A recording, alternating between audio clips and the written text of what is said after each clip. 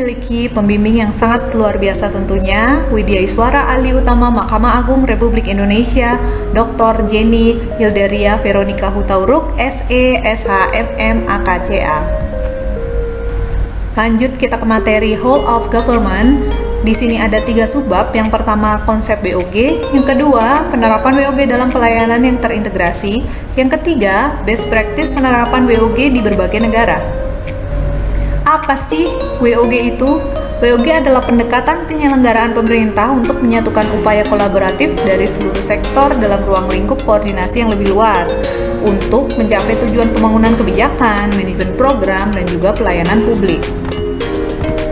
Mengapa harus ada WOG? Yang pertama karena adanya faktor-faktor eksternal seperti dorongan publik, integrasi kebijakan, program pembangunan, dan juga pelayanan. Yang kedua, adanya faktor internal, adanya fenomena ketimpangan kapasitas sektoral sehingga menyebabkan kompetisi antar sektor dalam pembangunan. Yang ketiga, adanya keberagaman latar belakang nilai, budaya, adat istiadat, dan juga latar belakang lainnya sehingga mendorong adanya potensi disintegrasi bangsa. Penerapan WOG dalam pelayanan yang terintegrasi. WOG dapat dilakukan mulai dari sebatas koordinasi tanpa membawa dampak perubahan pada institusi atau kelembagaan. Ada beberapa cara yang dapat dilakukan melalui pendekatan WOG baik dari sisi penataan institusi formal maupun informal, antara lain yang pertama yaitu penguatan koordinasi antar lembaga. Yang kedua, membentuk lembaga koordinasi khusus. Yang ketiga, membentuk gugus tugas. Yang keempat, koalisi sosial. Apa saja sih tantangan dalam praktek WOG? Yang pertama, kapasitas SDM dan institusi. Kapasitas SDM dan institusi yang terlibat dalam WOG tidaklah sama, karena perbedaan ini dapat menjadi kendala serius nanti dalam pendekatan WOG. Kemudian yang kedua, nilai dan budaya organisasi. Yang ketiga ada kepemimpinan. Kepemimpinan ini sangat penting dalam pendekatan WOG. Selanjutnya, praktek WOG dalam pelayanan publik.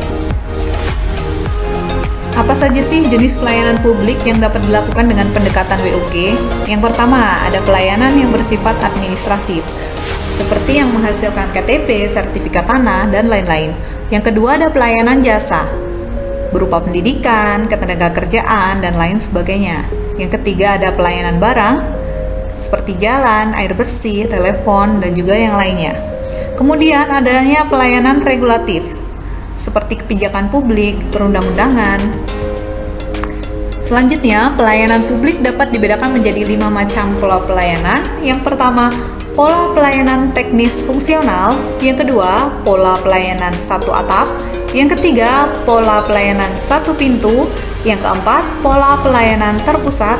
Yang kelima, pola pelayanan elektronik. Prasyarat untuk penerapan WOG yang baik menurut APSC adalah sebagai berikut. Yang pertama, budaya dan filosofi. Yang kedua, cara kerja yang baru. Yang ketiga, akuntabilitas dan insentif. Yang keempat, cara baru pengembangan kebijakan serta mendesain program dan pelayanan. Selanjutnya, penerapan whole of government di Indonesia. Menurut Rahmadi, pada tahun 2017, terdapat beberapa aktivitas yang bisa diupayakan oleh pemerintah untuk mewujudkan whole of government, antara lain, yang pertama, penguatan koordinasi antar lembaga.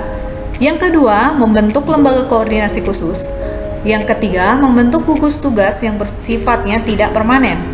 Yang terakhir, melakukan koalisi sosial dengan kelompok bisnis dan kelompok masyarakat. Kemudian di sini kita dapat melihat penerapan WOG di Indonesia sudah sangat banyak, salah satunya seperti koordinasi yang dilakukan oleh pemerintah untuk mencegah investasi ilegal. Pemerintah menunjuk OJK, Otoritas Jasa Keuangan, untuk menjadi fasilitator dan di dalamnya terdapat 13 lembaga yang terlibat dalam koordinasi tersebut. OJK akan memberikan program capacity building pada 13 lembaga yang terlibat agar lembaga-lembaga tersebut lebih bertanggung jawab ke depannya. Baik, terima kasih. Wassalamualaikum warahmatullahi wabarakatuh.